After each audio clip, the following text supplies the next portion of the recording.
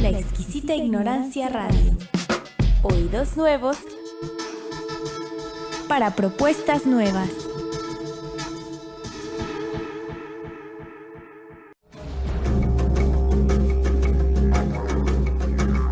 Creencias religiosas, un espacio de conversación sobre las religiones y un lugar de reflexión sobre la convivencia.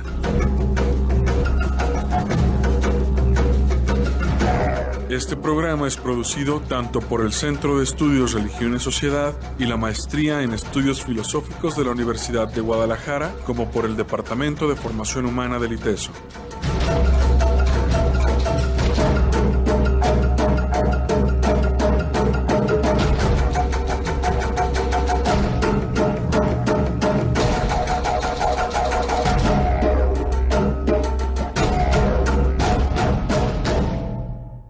Buenas tardes, sean bienvenidos nuevamente a Creencias Religiosas, aquí desde la exquisita ignorancia. Buenas tardes, Arturo. ¿Qué tal? Muy buenas tardes, Darío. Bienvenidos a todos y a todas.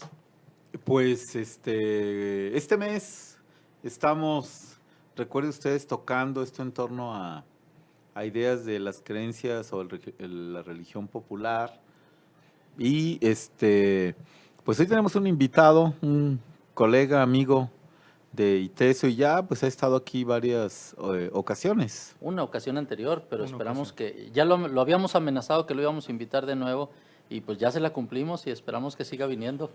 Entonces muchas gracias, Sergio Padilla, el maestro Sergio Padilla Moreno, que está con nosotros, es miembro del cuerpo de trabajo de académico del Departamento de Formación Humana del ITESO y coordina un área ahí que tiene que ver con los estudios de religión, entre otras cosas.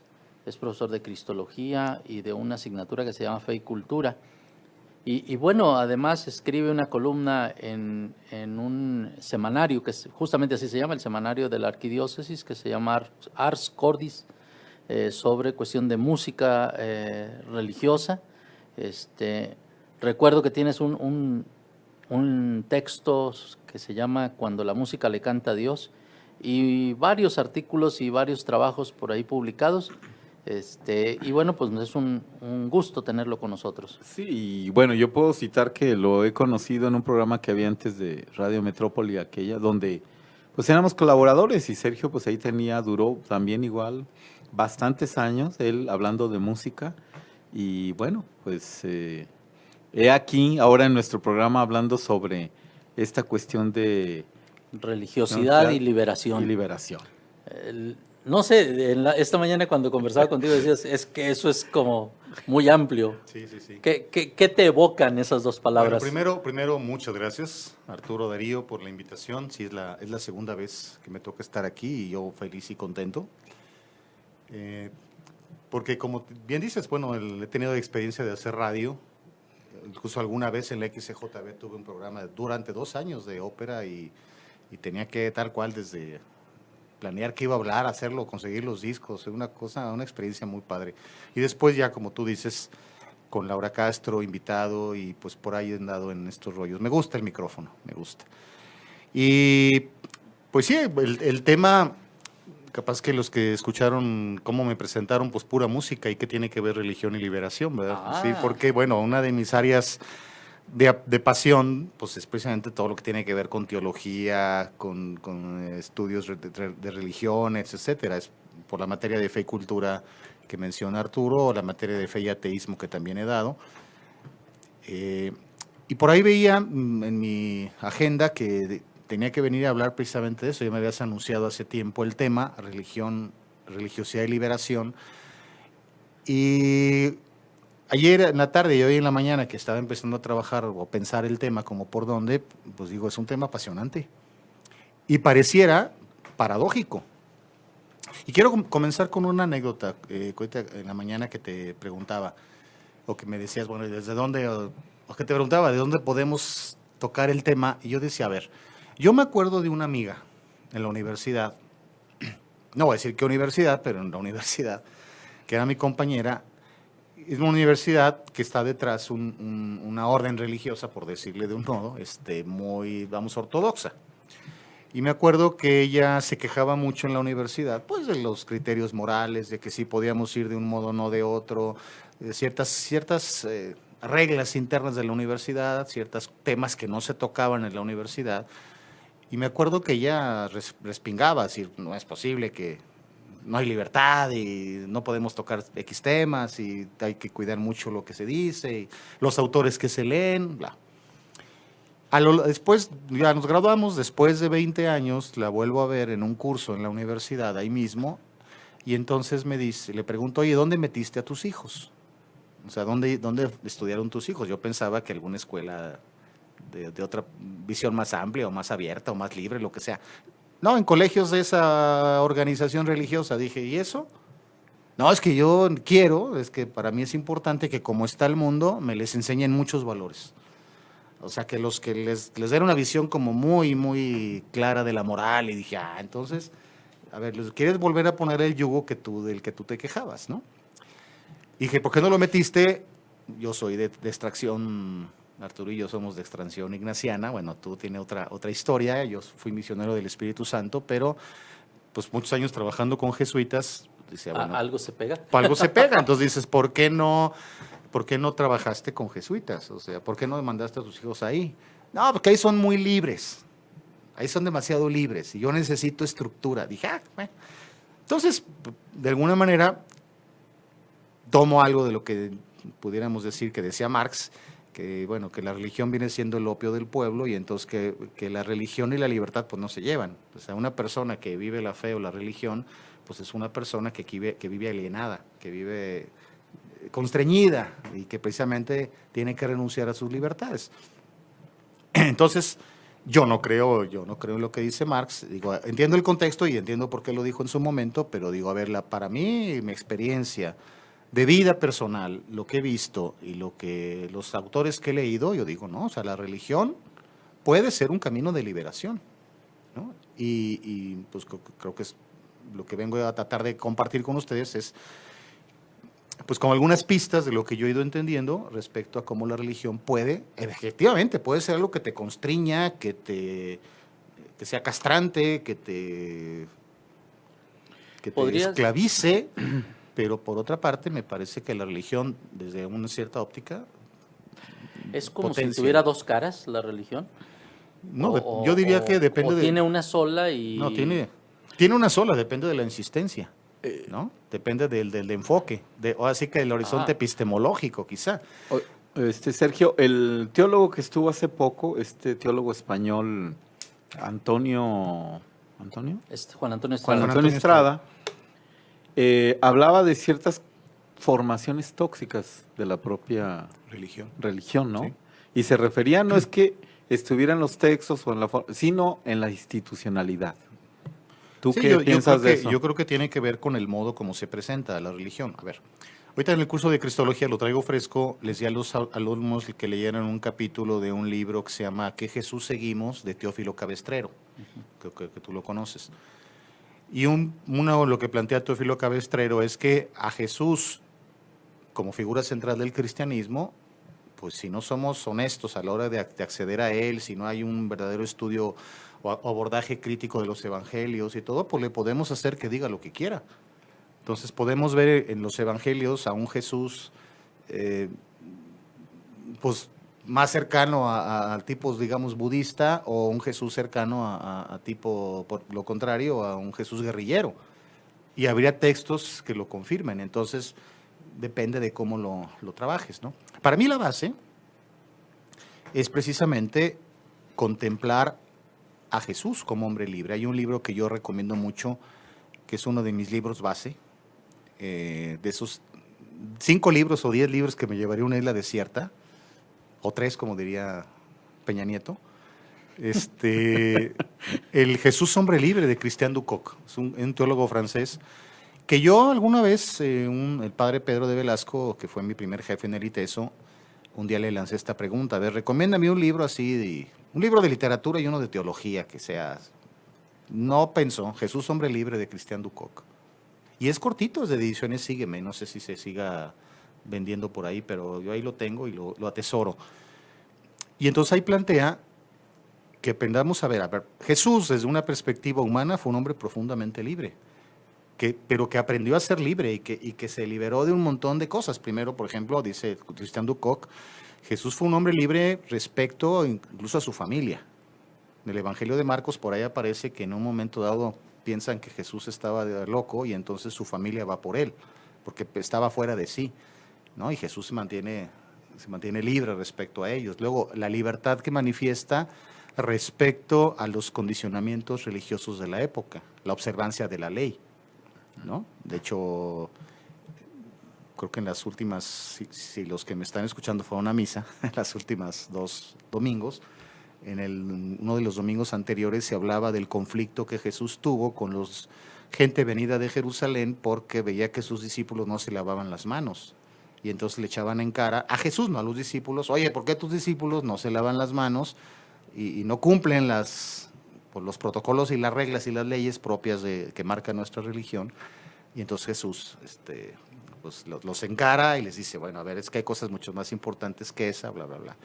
La misma libertad de Jesús, pues es lo que lo lleva en un momento dado a violentar el sistema, a confrontar el sistema, y es lo que lo termina matando, ¿no? Pero a ver, entonces podemos ver a Jesús como un hombre que vivió o que fue profundamente libre.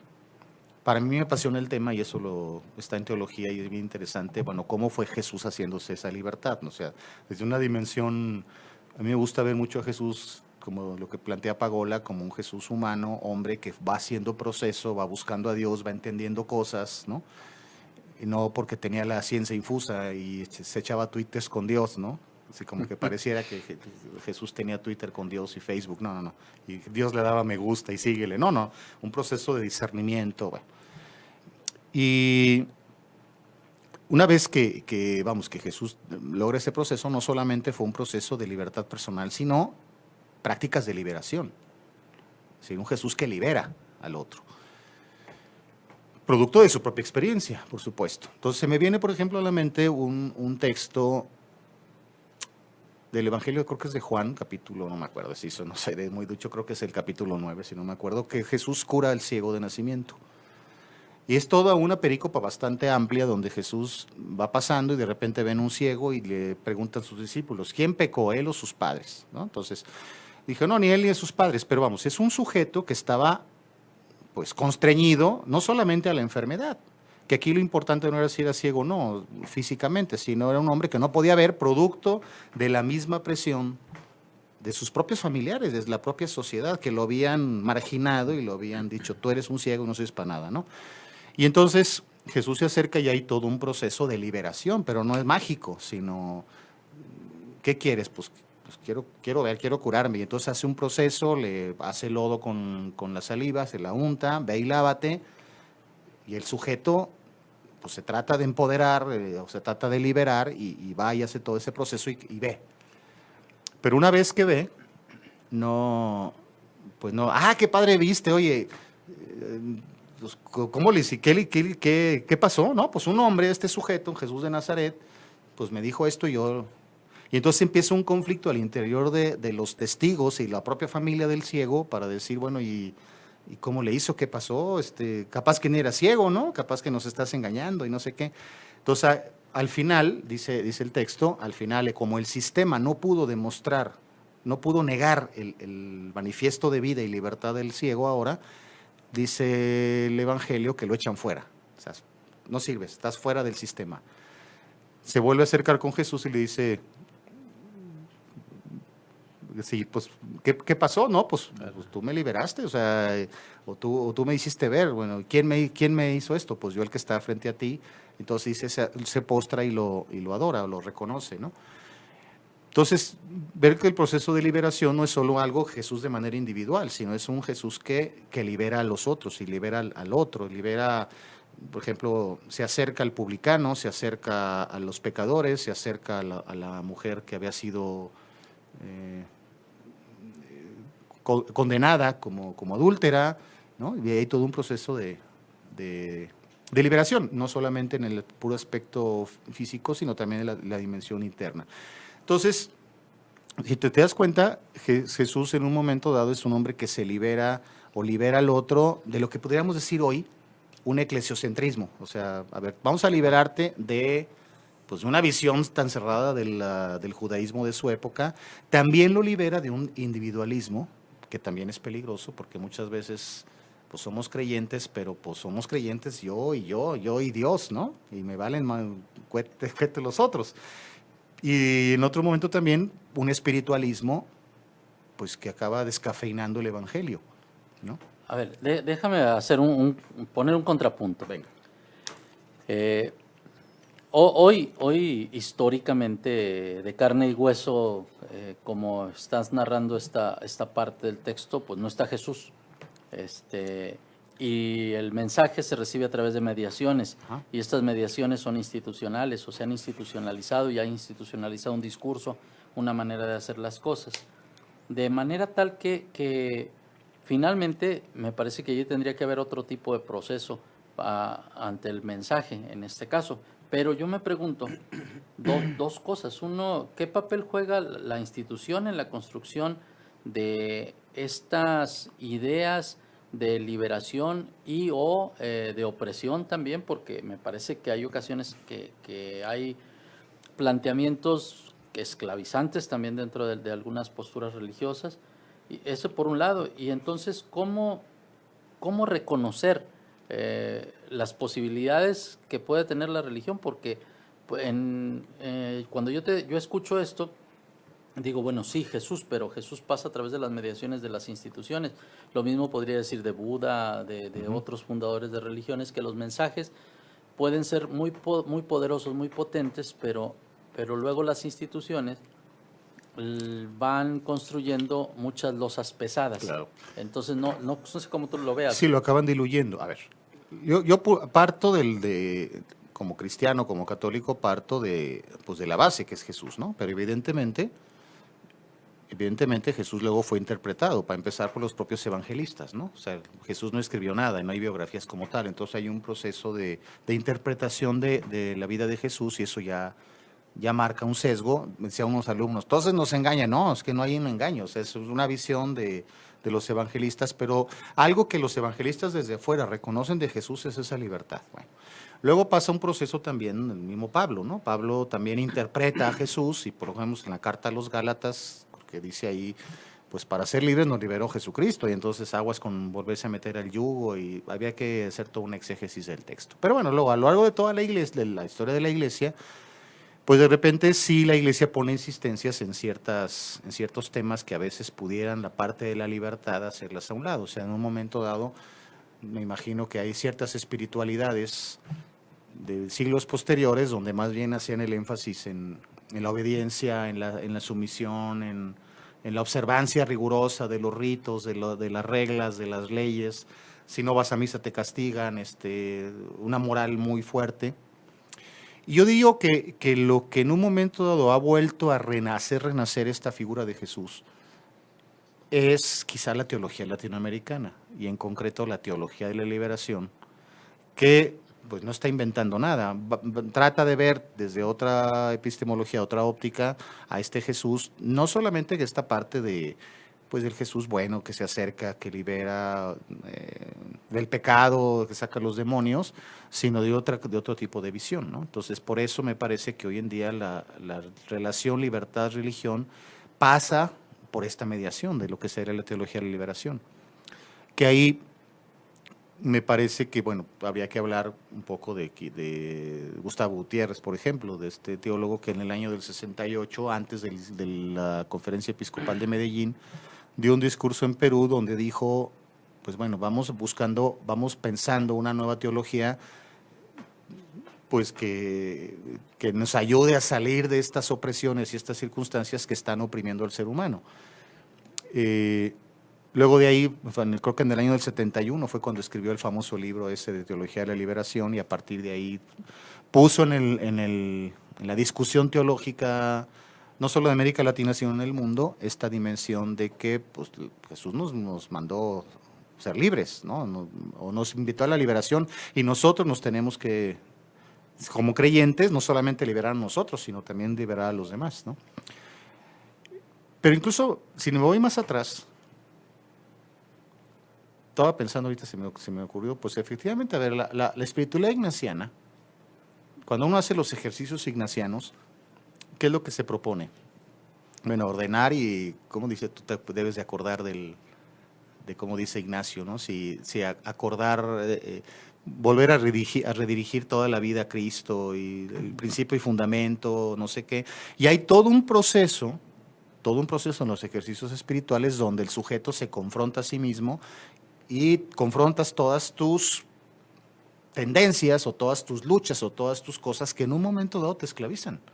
Y yo diría que al final del proceso de los ejercicios, el hombre, al final, pues el sujeto que hace los ejercicios llega a esta contemplación para alcanzar amor y no sé qué, pues yo digo que es un proceso de liberación, es un proceso de libertad, ¿no? Sí, que puede verse en una clave muy humana porque se trata de ordenar los afectos. Ordenar afectos que en un momento dado te esclavizan, en un momento dado te constriñen, ¿no? Liberar muchas cosas, ¿no? Tus fantasmas del pasado, yo qué sé, pues un proceso así. Entonces lo pongo ahí como, no, ya me fui primero a la teología de la liberación, pero me parece que en la espiritualidad ignaciana hay mucho de eso, ¿no? Quizá el conflicto pudiera estar en decir, a ver, bueno, pero es que la religión es algo que te niega el placer, te niega como la libertad absoluta, te niega un montón de cosas, te mete a, tienes que ir a misa cada 8 días, hay que hacer una serie de cosas. Entonces, yo lo veo en los jóvenes, ¿no? De hecho, ¿cuándo voy a dar la conferencia que doy acá en el seminario en el mensual? Seminario, Ajá, creo que en octubre, ¿no? O septiembre. creo que ya es pronto, que yo planteo a este estudio o esta reflexión que hice con respecto a los jóvenes que dicen, es que yo creo en Jesucristo, pero no voy a misa. Y cuando trabajo el tema con ellos, pues me doy cuenta que dicen, es que la iglesia nos constriñe mucho, nos mete muchos fajas y a veces que no le han entendido en el fondo el verdadero mensaje de lo que viene siendo una religión liberadora. Ahora, Sergio, tú has hablado de la teología de la liberación. Ahí se dan una serie de prácticas que en la propia esto que sería la misa, pero pasa otra cuestión ahí. Es decir, han volcado o han convertido esta reunión social o esta comunidad y hacen otras cosas, ¿no? Hablamos hace poco de un programa aquí de la Cruz del Sur, este documental que da cuenta de un catolicismo a lo largo de toda América Latina, de teología de la liberación y por otro lado muy conservador a través de algunos obispos, ¿no? Pero este cambio en la homilía, es decir, que es bailar, que es cantar, que todo esto, o sea, que no es la estructura muy clásica, a mí me parece que atrae gentes, que atrae más a personas y que les permite a lo mejor, como estos jóvenes que tú estás mencionando, pues entenderlo desde otra forma. Además que dicen, bueno, es más de gozo. ¿Por qué estar con una cuestión del castigo, del sufrimiento? O sea, no sé. Claro. ¿Cómo lo ves tú ahí? Porque ahí en la práctica, sobre todo la teología de la liberación, va a meter prácticas de música, de esto que otros no lo aceptan. En otras homilías dicen, no, eso no, aquí no, o sea, Claro. música no. Pero a ver, yo creo que la teología de liberación no se constriñe solamente a hacer más atractiva la liturgia, que es una manera, hacerla más estética y está bien. La teología de liberación tiene un mensaje muy claro, es decir, a ver, para ser libres nos liberó Cristo, pero libres no solamente del pecado, que ahí es una dimensión, claro, es evidente, nos va a salvar del pecado y bla, bla, bla, pero también la salvación tiene una dimensión histórica, y una dimensión histórica estructural, concreta, social, que necesitamos transformar desde la fe, esta es la idea del reino, para que entonces el sujeto, la persona concreta que está constreñida y está oprimida por una serie de estructuras económicas, sociales, culturales, morales, etcétera, pues logre salir de eso, pues logre una liberación y que le permita por lo menos comer, ¿no? Tiene un sesgo político, entonces. Claro, Sí. Por supuesto que tiene un sesgo político. La religión entendida como un proceso de liberación tiene un claro sesgo político. Tiene un sesgo político, claro, no partidista, evidentemente, no un partidismo. Pero al final de cuentas se pueden aliar. Claro, o sea, porque muchos, pues ahí está Alejandro Solalinde. Alejandro Solalinde desde su perspectiva apoyó directamente a Morena. Yo le escuché muchas veces que apoyaba directamente a López Obrador. alguien se ¿qué se está metiendo en política? Bueno, él entiende desde su perspectiva que ese es un camino a través del cual, una mediación a través de la cual pues se pueden lograr cambios estructurales que por lo menos permiten pues que la gente coma, o sea, que la gente tenga acceso a servicios, que la gente, y eso es importante. Yo me acordaba ahora que nos dio el curso Pedro de Velasco de ética, cuando decíamos, bueno, ¿qué entienden ustedes por ética? Y te acuerdas que empezamos con palabras de, no, pues deber y valores y no sé qué. Y ya cuando nos dejó decir todo eso, pues dice, pues no es eso, o sea, lo importante no es eso, lo importante de la ética es vida, comer, dormir, salud, o sea, una serie de cosas concretas que se concretizan y no quedan así en el abstracto. Y ahí, por ejemplo, traigo a colación el librito que escribí en colaboración también con la UDG, el que tú me invitaste, de teólogos progresistas. Teólogos progresistas, cuando me tocó hacer el trabajo sobre Pedro Casaldáliga. Una cosa que me impresionó mucho de Pedro es cuando el obispo es un español, bueno, un español, él se quiere ir, claretiano, me imagino. Claretiano, él se quiere ir a Brasil con una idea un poquito romántica de la misión, y llega a Brasil y lo primero que pasa en Brasil, en Mato Grosso, es que le llevan a un niño, en una caja de zapatos, le llevan a un niño muerto.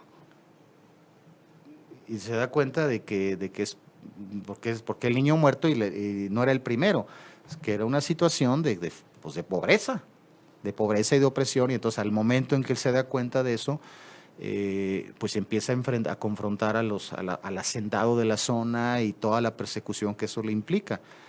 Y en un momento dado, el hacendado lo quiere acercar a, mire, usted y yo yo puedo darle buenos limosnas y no sé qué. Dije, es que eso a mí no me interesa, a mí me interesa romper toda esta estructura.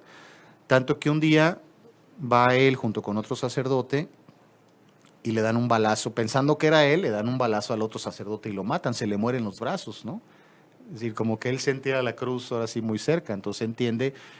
Yo digo, es un hombre muy libre, es un hombre que en un momento dado dijo, a ver, no voy a cuidar mi vida, yo entiendo que lo mejor es dar la vida por el otro. Incluso tuvo posturas muy críticas respecto a la iglesia cuando lo mandaban llamar a Roma, por ejemplo. Dije, pues yo a Roma no voy, pues a Roma se va en avión y la gente pobre no viaja en avión. Al final tiene que ir a Roma, lo entrevista a Ratzinger, y lo primero que le cuestiona es los zapatos que traía, que se los había regalado, creo que es Fidel Castro, una cosa así, todas estaban así, ¿no? Y entonces él decía, no, pues que yo me debo a la gente, yo me debo a y este proceso de liberación, incluso, ahorita yo no sé qué opine Casaldáliga, ya tiene 90 y tantos años, ¿no? 90 años. Pero en un momento dado fue a Nicaragua y apoyó el sandinismo, apoyó a Daniel Ortega. Ahorita quién sabe qué esté opinando del respecto. Pues yo creo que lo que muchos que lo apoyaron hoy piensan. Hoy piensan, exacto. Sí. Entonces, que se permitió. Yo creo que sí, que la teología de la liberación, que es una manera de vivir la espiritualidad cristiana, católica, pues pone el énfasis en decir, pues no se trata, como incluso mismo Casaldáliga, si me dicen, cuando vean que ayudo a los pobres, dicen que soy un santo. Pero si pregunto por qué hay pobres, dicen que soy comunista, ¿no? Entonces, bueno, pero en un momento dado, pues hay quien decía que en el fondo la teología de la liberación más bien sería una liberación de la teología, ¿no? A ver, Sergio, en este asunto, cuando tú acabas de mencionar el asunto del apoyo en aquel momento al sandinismo, a la liberación de Nicaragua y todo ese tipo de cosas, lo que hoy deviene en una situación exactamente contraria a lo que se planteaba en los orígenes. A mí me tocó también conocer prácticas de grupos, de comunidades eclesiales de base, de grupos de iglesia que se movían por esta perspectiva de que la religión también genera liberación, y entonces pasaban varias cosas. Por un lado aparecían tensiones entre visiones contrapuestas, aparecía críticas, luchas, resistencia, como características de esta manera de mirar a la religión, pero eso hizo que la relación hacia el interior de la comunidad, de las comunidades, se fuera tensionando de tal manera que los que se movían por estas ideas empezaron a mirar hacia otro lado y se dieron cuenta que además requerían de una relación con otras macroestructuras, llamadas partidos políticos, organizaciones no gubernamentales que después surgieron y este tipo de cosas. Y entonces empezaron a dejar el templo, a dejar la comunidad eclesial en su sentido más cerrado, para irse a construir otras comunidades, y entonces fueron criticados o eran criticados desde otras perspectivas, como si estuvieran diluyendo su identidad cristiana. Sí. Hoy hay políticos que surgieron, que todavía en ejercicio, que surgieron de estas luchas populares o de estas comunidades eclesiales de base. ¿Tú cómo ves ese asunto? No, tiene totalmente la razón. Se me está ocurriendo, por ejemplo, un libro que yo recomiendo mucho, que es el Ecclesia Nostra de René de la Torre. Seguramente lo has leído, que es el estudio de los laicos en Guadalajara, donde precisamente analiza casi, bueno, es todo un estudio muy interesante, Son cinco casos. Analizo 5 casos, y uno de ellos es precisamente de una mujer que se acercó al trabajo de jesuitas y de las religiosas del Sagrado Corazón, etcétera, y que después de un momento la dejaron sola, y entonces incluso hubo rupturas con su familia, porque la señora entendió que la fe no era nada más rezar a Dios y cantar, sino que implicaba incluso ir a hacer un paro para pedir que pusieran drenaje y agua. Me acuerdo, no sé si tú tuviste la experiencia de la Unión de Coleonos Independientes del Cerro del Cuatro, iba como por esa línea. Es decir, Conozco el caso de manera cercana. Sí, fue algo que surge de la comunidad eclesial de base, y había un grupo de sacerdotes, misioneros del Espíritu Santo atendiendo aquello, si mal no recuerdo, pero un montón de tensiones. Y en un momento dado, efectivamente, se diluye por este afán, y entonces se entran a la lógica partidista, y lo dices muy bien, muchos gentes cristianos comprometidos entendieron, por ejemplo, en aquel momento, que el PRD era la manera de encontrar caminos del PAN no, porque tenía posiciones más ortodoxas, el PRI pues no, entonces se metieron al PRD, sí. A ver, ahí yo una ocasión le escuché una ocasión una conferencia a Gustavo Gutiérrez, donde le preguntaban esto. A ver, la gente que se mete a ese tipo de rollos puede perder, en un momento se le puede diluir el ideal cristiano o el contacto con el evangelio, y entonces pudiera provocar prácticas que acaban siendo, pues, ahora sí que muy marxistas, ¿no? De luchar contra el poderoso, etcétera. Entonces, ¿cómo? Y él, me acuerdo, es que el cristiano que hace eso es que ha perdido la capacidad contemplativa. Es decir, no puede decir, un cristiano que se meta a la lucha por la liberación, pero deja de rezar, tal cual así lo dijo. Claro, no es rezar rosario o así como tal, pero si deja esta visión contemplativa, pues se desfigura. Y el propio Papa Francisco, creo que tengo entendido que ha dicho, a ver, la Iglesia a veces corre el riesgo de convertirse en una ONG, ¿no? Con motivos muy aplausibles, pero que en un momento dado pierde esta dimensión de contemplación, de contacto con la realidad, de contacto con Dios, etcétera, de sacramentos, yo qué sé, ¿no? Entonces sí es un peligro. Ahora, evidentemente, yo digo, a ver, entonces, ¿qué hacemos? O sea, ¿qué hacemos con el chico este que me limpia el parabrisas? ¿Qué hacemos con situaciones de opresión suena muy feo lo de la opresión, pero bueno, situaciones de gente que ha sido despedida de manera injusta de su trabajo? ¿Qué hacemos con ellos? O sea, rezamos por ellos, está muy bien, pero digo, ¿cómo? Me lo decía una alumna ayer. No, profe, pues está muy bien eso estábamos analizando el caso de Etty Jepson, Simone Weil, que no era otra, Edith Stein, ¿no? Que en su época más o menos lo estudiamos, y luego la Madre Teresa de Calcuta como un ejemplo, y decía, bueno, pero es que, pues si yo doy toda mi lana, pues no voy a solucionar el problema. Dije, no, es que el problema no es dar eso, o sea, el problema es tratar de cambiar y replantear estas estructuras. No, profe, pues eso está muy utópico. Pues sí, o sea, sí tiene algo de utopía, evidentemente. Y ahorita, bueno, el otro día que dimos el curso con las teresianas o colegios teresianos, me tocó hablar de Laudato Si, pues también dices, bueno, ahorita a lo mejor la insistencia de la teología de la liberación durante muchos años fue de tipo político. Hoy pasa también por otra parte, o sea, la parte de cuidado de la casa común, etcétera, y eso va, si en aquel momento pisabas intereses de tipo político, partidistas, etcétera, hoy pisas intereses económicos muy fuertes. Alguien decía, creo que tú me mandaste un artículo ¿Por qué la Iglesia de Estados Unidos está tan enojada con Francisco? Porque el Papa Francisco dice, no inviertan en los bonos de carbono, y entonces ahí hay una cosa, el Papa está pisando intereses. Así es.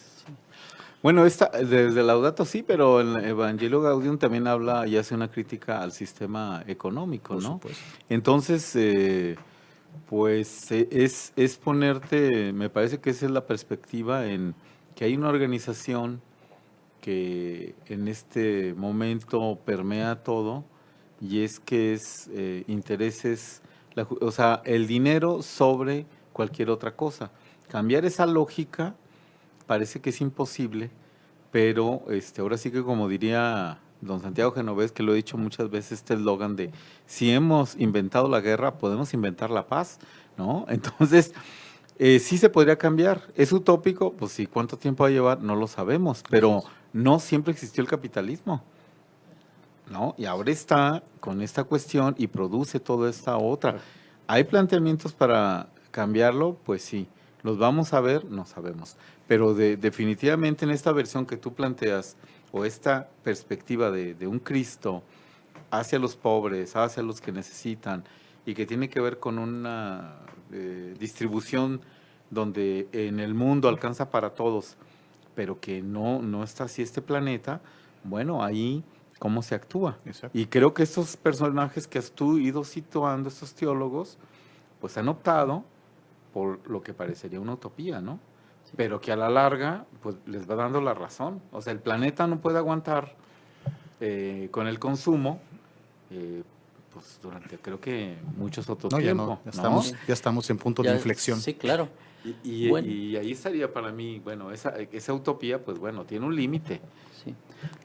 Vamos Estamos en a- un punto de inflexión también en el programa. Vamos a escuchar un momento musical y luego vamos a regresar para que nos platique Sergio de qué hemos estado escuchando y continuar con esta conversación. Bueno, allá en Controles, Jonás, recuerden que estamos hablando hoy con el maestro Sergio Padilla, aquí en Creencias Religiosas.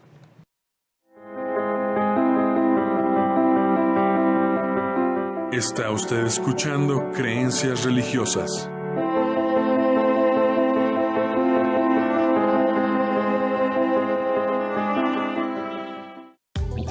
La exquisita ignorancia radio. Oídos nuevos para propuestas nuevas.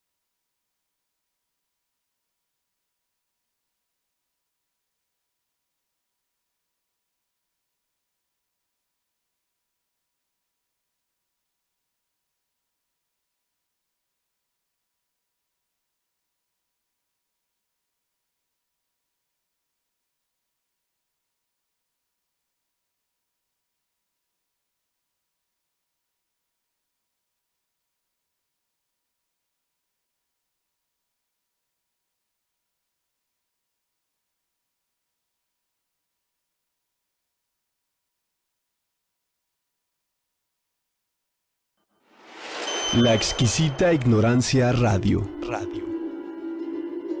Oídos nuevos para propuestas nuevas.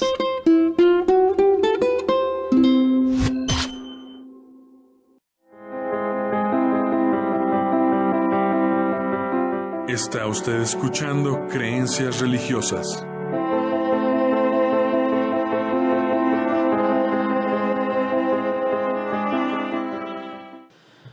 Bueno, estamos de regreso conversando con el maestro Sergio Padilla en Creencias Religiosas. Tenemos dos cosas que quisiera preguntarte. Por un lado, un comentario que tenemos en Facebook que leeré en un momento, y por el otro, ¿qué escuchamos, Sergio? Bueno, acabamos de escuchar el coro, se le conoce como el coro de los hebreos de la ópera Nabucco de Giuseppe Verdi. Porque ahorita que llegaba antes al programa y me dijeron, ¿qué música ponemos? Dije, ay, bueno, que tiene que ver con libertad, bueno, esa. Porque narra la historia del pueblo hebreo, la ópera esta de Nabucco, la tercera ópera de Verdi, narra la estancia de los hebreos en Babilonia, bajo el reinado de Nabucodonosor. Y en un momento dado es el pueblo que pues anhela la liberación, es un canto de liberación que luego les comentaba fuera de micrófonos que en la Italia de 1840 más o menos fue tomado como un canto de bandera por el proceso de liberación que estaba viendo el pueblo italiano. Acuérdense que Italia en aquel tiempo estaba bajo pues un poco la tutela del Imperio Austrohúngaro, etcétera, ¿no? Entonces era un canto de libertad y por eso quise ponerlo. Es muy famoso, se le conoce como el canto de los hebreos o el va pensiero de la ópera Nabucco de Giuseppe Verdi. Y expresa una serie de sentimientos, ¿no?, de los mismos hebreos Sí, que sí. están ahí sintiéndose, primero están esclavizados, sintiéndose agredidos todavía más allá de lo físico. Sí. Y por ejemplo reconocen eso, la parte más bonita es, oh mia patria, sei vela e perduta, oh patria mía tan bella y la hemos perdido. O sea, en un momento dado, en la línea de lo que estamos platicando, pues en un momento dado estamos llamados a ser libres, a desarrollar lo que el otro día veíamos, florecer, ¿no? Florecer como humanos, y pues puede haber mil cosas venidas de fuera y las que nosotros mismos, las cadenas que nosotros mismos nos ponemos, como decía Monseñor, que fue arzobispo de México, Luis María Martínez, o sea, las cadenas más pesadas son las que nosotros mismos nos ponemos, pues perdemos esta libertad y esta capacidad de humanización que tenemos, o esta vocación a ser hombres, a ser humanos, ¿no? Sí. Bueno, leo un comentario agradeciendo a Javier Villaseñor que nos ha escrito, y creo que está poniendo un contrapunto bastante interesante. Nos dice, hablar de Jesús es como entender al Quijote. Solo se puede hablar de figuras literarias, no de personajes de carne y hueso. A mí se me ocurre pensar que pues la literatura genera emociones estéticas, Claro. pero no prácticas políticas. Al revés, sí, las prácticas políticas generan literatura. Pero bueno, eso es lo que a mí se me ocurre. Tú A ver, que has pensado este tema, ¿cómo lo miras? Mire, sí, a ver, el acceso que tenemos a Jesús es un acceso mediatizado a través de los evangelios. Eso está claro.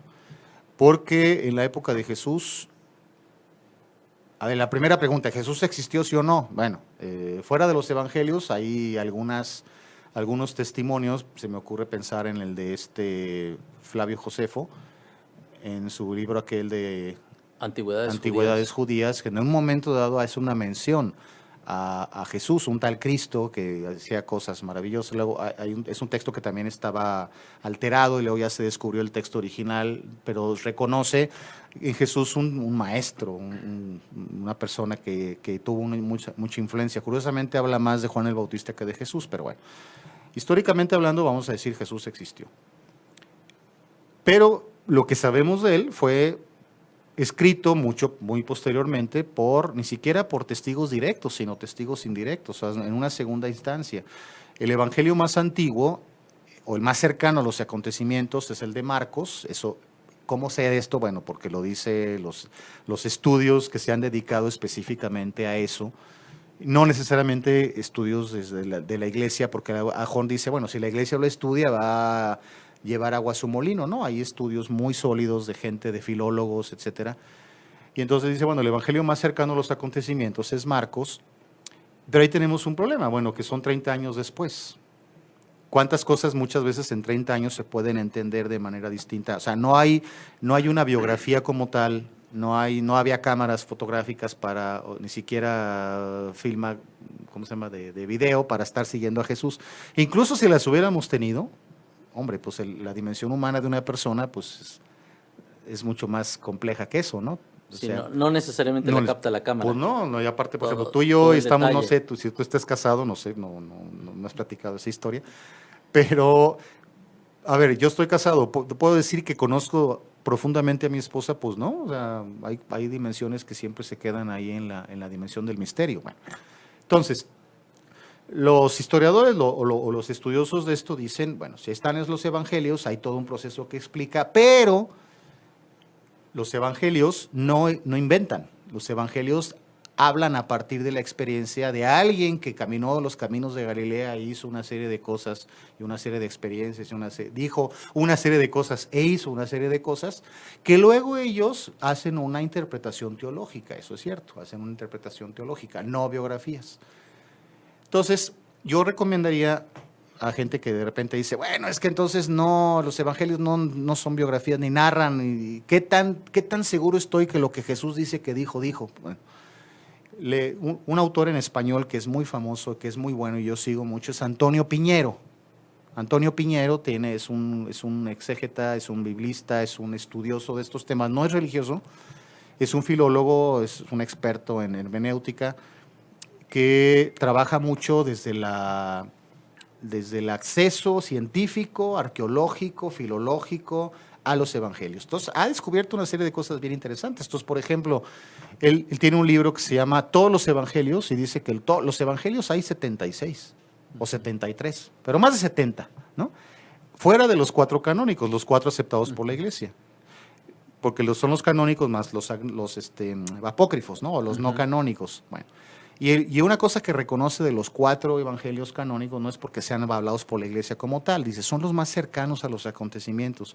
Y hay toda una serie de elementos de crítica de textos que dieran como válidos de que esos textos están hablando de un sujeto histórico, claro, que luego lo interpretan. En el caso de Cervantes, el Quijote, la pregunta es si habrá existido un sujeto así, a lo mejor sí. A lo mejor sí Cervantes elaboró la figura del Quijote a partir de alguien que le llamó la atención, etcétera, ¿no? Pero el Quijote es una figura estrictamente literaria, ¿no?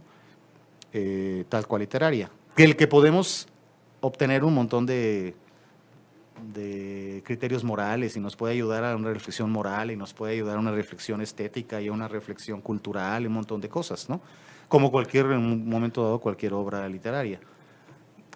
Pero Que a eso iría, Sergio, o sea, cuando se dice literaria es hablar entre histórico, que es real, mira, se demuestra, Sí. y literario, pues como algo de ficción.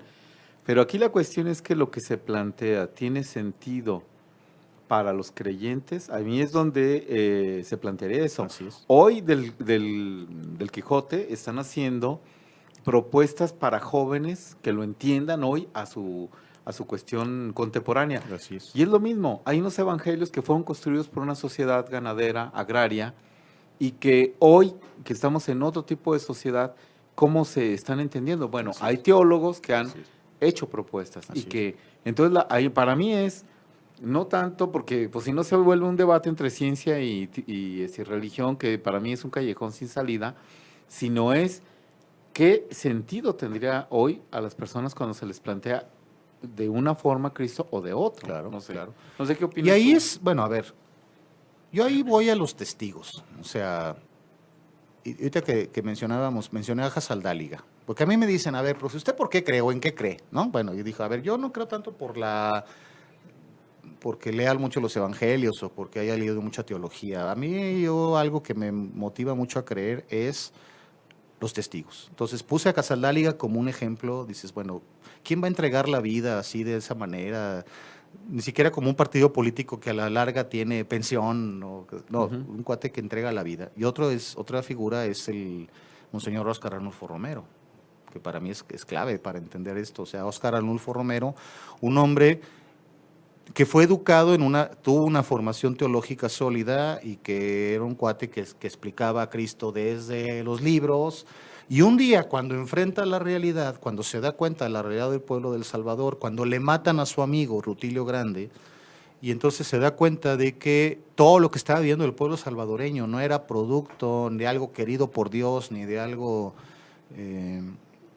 producto de la casualidad, sino que había una serie de estructuras y que tenía que ver mucho ahí el gobierno de Estados Unidos, pues entonces él se enfrenta al sistema, lo confronta y trata de generar un proceso de liberación de su pueblo. La pregunta de lo logró, pues no, porque bueno, a Monseñor Romero lo matan en el año del 80 y el pueblo salvadoreño vive un proceso de lucha civil que tiene en el año del 89 pues un momento de mucha dureza y dificultad con el asesinato de los jesuitas. Pedro Yacuría y compañía, y dos personas, dos señoras que atendían ahí la comunidad. Pero dices, bueno, en un momento dado, él y a lo mejor otros sacerdotes más, como tú decías hace rato, bueno, metidos en su sacristía o católicos que encerrados en las prácticas y en el rito nada más, pero que no salen al mundo, pues los dos leemos el mismo evangelio, o los dos leían el mismo evangelio, porque uno lo sacó a la calle a enfrentar y otro lo construye. Me acuerdo de un sacerdote que nos daba clase, un sacerdote javeriano, que nos decía 1 hora de adoración eucarística. Fíjate muy fuerte lo que decía. 1 hora de adoración eucarística para evitar enfrentarte, ir a tocar las llagas del hermano, es una oración sacrílega. Era muy fuerte lo que decía. Porque entonces, a ver, es que trabaja tu motivación, porque tú puedes decir, bueno, pues estar delante del Santísimo en 1 hora, a lo mejor hincado, pues es virtuoso y es cómodo y es bonito. Pero meterse, lo que el Papa les dice, a ver, vayan, salgan, párense en las favelas, en las zonas pobres, métanse a las zonas que nadie quiere ir, a las zonas que ni la policía entra, caminen esas calles, convivan con esa gente, pues no es sencillo, no es fácil, es entrar, tienes que hacer rupturas epistemológicas para entrar en tratar de entenderlos, no como tú quieres entenderlos, sino dejarte que ellos mismos te manifiesten desde su propia realidad.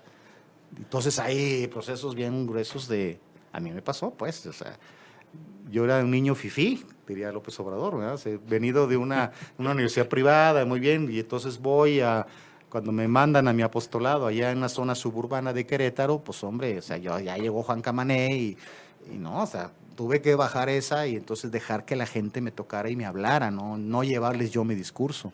Oye, a propósito del Quijote, a esto que estás narrando podríamos aplicarle aquella frase del Quijote, Sancho, con la iglesia hemos topado. Sí, cómo no. Sí. ¿Con qué tipo de iglesia entonces se tendría que topar alguien que intenta pensar las cosas en términos de liberación? ¿Puede seguir dentro de? Sí, claro, por supuesto. O sea, hay muchos teólogos. O, por ejemplo, pensando en un teólogo no latinoamericano, pero un teólogo europeo, Hans Kung, de alguna manera también plantea esto. O sea, Hans Kung, si te acuerdas, pues es alguien que ha luchado mucho por romper toda la romanización de la iglesia, ¿no? Entonces, aquel texto que creo que sacó en los 70s, el Papa infalible, y que le valió un montón de disputas, entonces es alguien que se ha acercado como a esa parte. Y bueno, los teólogos contemporáneos latinoamericanos, Leonardo Boff, por ejemplo. Leonardo Boff deja el sacerdocio, deja la vida religiosa con los franciscanos, pero siguen, vamos, en presencia, dando su mensaje y lo parte desde el Evangelio. Es un hombre creyente y no dejó de creer, o pienso, o el mismo John Sobrino, el mismo Gustavo Gutiérrez, que cómo lo han perseguido y no sé qué. O, vámonos, no tan gente, digamos, tan notable como ellos, pero vamos, el Papa Francisco me parece que está trayendo como un decir, a ver, vamos poniendo el énfasis, no en un eclesiocentrismo, vamos poniendo el énfasis en una iglesia de salida, que acoja misericordiosamente, que sea un hospital de, ¿cómo dice? un hospital de campaña, ¿no? Es decir, que vaya y que se vaya a los cruces de los caminos y eso. Eso implica una manera diferente, ¿no? de ver las cosas. Entonces, a mí esa iglesia me entusiasma, ¿no? Si una iglesia que luego llegue y se centre, no, a ver, vamos a hacer una moral mucho más estricta, vamos a replantear la teología, vamos a volver a sacar el catecismo 2.0, o sea, por decir otra vez, ahí les va, capaz que no tan amplio, pero más chiquito, pero que nos quede claro, pues no, o sea, no. Oye, y luego hay otro giro con Monseñor Romero. Es asesinado en El Salvador, Acaba pero así. hoy está siendo ya canonizado. Exacto. ¿Sí? Es decir, regresará como santo para mucha gente. Entonces hay una resignificación y por lo tanto me parece que es una estrategia en lo simbólico de que no se queda al margen algo pues como lo proponía. No Sí, sé sí, cómo sí. ves tú también. Sí, es esto. bien interesante esto porque luego, a ver, cuando lo matan, prácticamente el pueblo lo proclamaba santo. O sea, decía 3 minutos. decía Monseñor Romero, bueno, si me matan, resucitaré en el pueblo. Lo decía de una manera no pretenciosa, sino realmente como así lo sentía, el mensaje sigue. Pero había una resistencia. O sea, Romero era un personaje incómodo a una iglesia institucional cerrada, de lo que estamos viendo con Viganó y todos eso. O sea, toda esa gente de la alta cumbre de la iglesia que está acostumbrada a vivir bien, a comer y beber, ¿no? Y a vivir felices y contentos.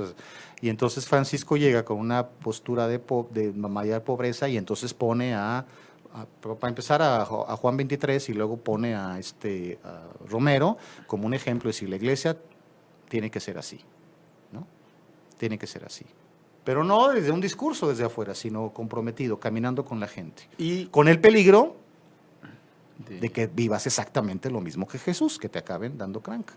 ahora la otra es una gran resistencia al pontificado, que eso lo dejaremos tal vez para otra Ese ocasión. es otro tema muy Aunque sí ya salió un libro, que hay que decirlo, Arturo, por ITESO, de Transformaciones eclesiales. eclesiales. Sí, transformaciones eclesiales lo pueden bajar de internet. Donde había una mirada este primer año del Papa Francisco, pero que me parece que hablábamos que mucho de lo que está ahí hoy continúa, ¿no? De una serie de resistencias a lo que tú estás manejando, Sergio, que yo creo que te podemos invitar a otra ocasión, a precisamente ya sobre esta cuestión con el Papa Francisco, lo que propuso, pero todo lo que ha encontrado de resistencias y que hoy continúan. Incluso un grupo que propuso que dejara de ser Papa, ¿no? Por ahí que era la última. Bueno, ¿y cómo cierras esta conversación? ¿Con qué ideas? Pues yo con la idea que digo ratifico. O sea, la religión puede ser algo que te oprima si la vives de una manera opresora, o la religión puede ser algo que te potencie. O sea, yo creo y he visto experiencias de gente que la religión, y no digo el catolicismo en general, la religión es algo que los ha impulsado y los ha humanizado, pero no solamente en por un nivel individual, sino que ha motivado a humanizar y a liberar a otros. Bueno, pues muchísimas gracias. Gracias por estar en esa conversación, Sergio. Gracias. Gracias a Jonás allá en los controles. Y a usted por estar con nosotros, pues en esta conversación. Nos encontramos en el próximo programa de Creencias Religiosas desde la exquisita ignorancia. Buenas tardes. Buenas tardes.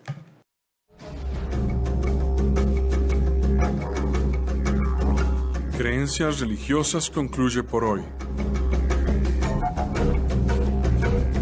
Este programa es producido tanto por el Centro de Estudios Religión y Sociedad y la Maestría en Estudios Filosóficos de la Universidad de Guadalajara, como por el Departamento de Formación Humana del ITESO. Les esperamos el próximo miércoles a partir de las 7 de la noche por laexquisitaignorancia.com.